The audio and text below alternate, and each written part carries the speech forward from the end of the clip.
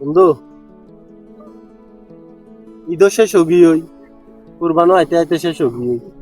এখন আগের মতো জিন্দগি আবার শুরু হই হই। এখন কি করিম দাঁড়াইয়া? ঠিক আছে বন্ধু, এই কুরবান 3 দিন ধরে না অনেক আত্মীয় স্বজনের হাসে গেলাম, খোঁজ খবর লইলাম, অনেক গোস্ত খাইলাম। আমার বেশি বেশি গুস্ত হাগি আবার। শুধু গুস্ত না হয়তো অনেক গরিব পয়সায় মানুষের খবরও লইতো।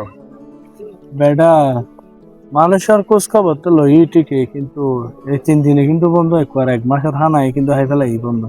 কেউ 1 মাস হয় না, ওটা 3 মাস হাঁকা লাগে লাগে।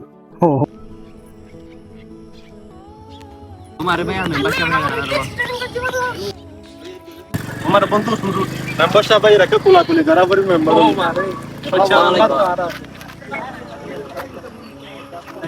মোবারক। আসসালামু আলাইকুম, ভালো আছেন মেম্বার সাহেব?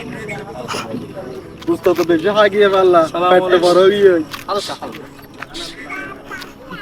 আমার কি কিছু লাগবে বইয়ের কথাবার্তা হইতে এই বিষয় কুরবানের বিষয় মেম্বার সাহেব, আরও 3 দিন ধরে বেশি মাংস খাই, পেট বেশি ভারী গিয়ে গই, এখন অনর অবস্থা তো বেহাল দশা।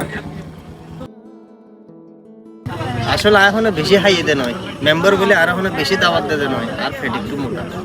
আচ্ছা যাই হোক, এখন আইন তো আড়ি আইয়ে এলাকার অবস্থা বেশি খারাপ। রাস্তার মাঝে রক্ত জমইয়ে গরুর উচ্ছিষ্ট ফালাইয়ে যা ইচ্ছা তাই বুঝছি, কেউ মেডি এখনো পুতিয়ে না রাখে।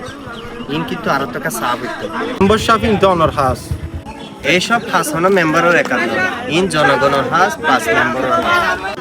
এই 3 দিনে কুরবান উপলক্ষে আর জিম করছি, পরিবারের খোঁজ খবর লই, গরিব মানুষের খোঁজ খবর লই, পরিষ্কার পরিচ্ছন্নতার কি লই, উদ্যোগ লই।